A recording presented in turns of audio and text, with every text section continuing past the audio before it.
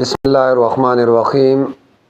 زمون یو ورور عبد الله هغه تفوس کړی دی چې آیا زه خپل ورور ته یا خپل خور ته زکات ورکول شم او کنه.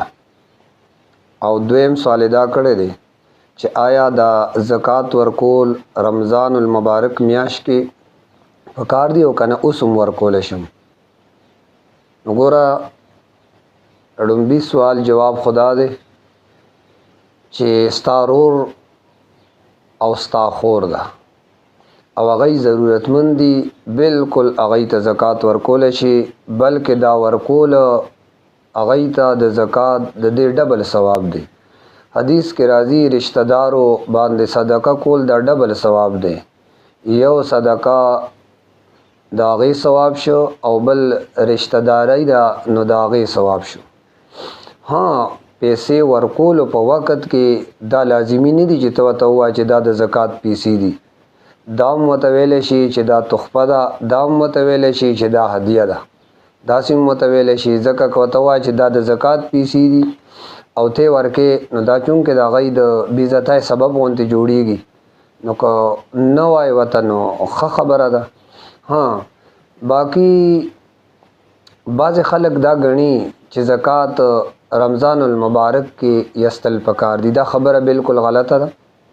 اصل شریعت حکم هغه دا دی چې په کوم عرض باندې یا کوم میاش کې یو سړی صاحب نصاب جوړ شم، معنا په کوم تاریخ باندې چې د څخه دومره مال راغی چې هغه 52 تولې چاندای برابر او بیا د مال په کوم میاش کې راغلی دی، ربیع الاول میاشتا یا ربیع الثانی دا یا شعبان یا رمضان یا شوال، چهار یو میاشت دی. اوس د سړی له پکار دی چې د هر کال په هغه تاریخ باندې د زکات ورکړي که صاحب نصاب اعلی او که څوک داسې لري چې هغه ته تاریخ یاد نه دی چې یار ما د ټولو نه مخکې په کم تاریخ باندې ز صاحب نصاب جوړ شوم، بیا اندازې سره یو مختات تاریخ هغه د مقرر کی او بیا هر کال کې په هغه تاریخ باندې زکات هغه دی ورکړي. باقی نقدی د ور سره زیورات دی ور سره بینک بیلنس ته یا تجارت سامان دی ور سره یا خام مال له غم بده کې داخل دا ټول براجمه کې او داغه سلوخته مې زکات ورکول په د باندې واجب دی. رمضان المبارک کې ورکول ضروری نه دی. رمضان المبارک میاش د سخاوت میاش ضرور ده، خو لیکن زکات د پاره ګورغه څه خاص نه ده. مثال په تور باندې یو کس ته شعبان کې هغه صاحب نصاب جوړ شو، بیا شعبان کې هغه باندې زکات ورکول واجب دي. اوس هغه یو غریب انتظار باندې کوي چورې غده به رمضان کې راځي زبوله پیسې بیا ورکوم، دا بالکل غلطه خبره ده. بلکې ضرورتمند حاجت هغه دی پوره کی، د رمضان انتظار دی نه کوي.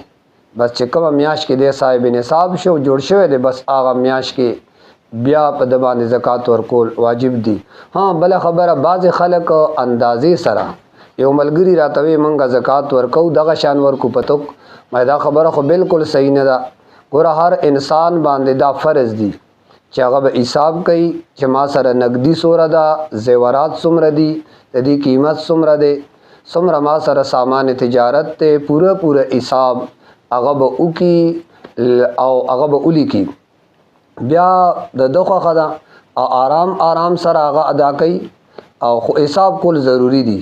اندازې سره زکات یستل دا جایز نه دي، لہذا حساب اهتمام وکړي او تا چې په حساب کې ستا کوم وخت لګي نو دا ستا د پاره عبادت ته کنه، دا الله د رضا په خاطر باندې حساب کو او بیا زکات ورکو. وما علینا الا البلاغ.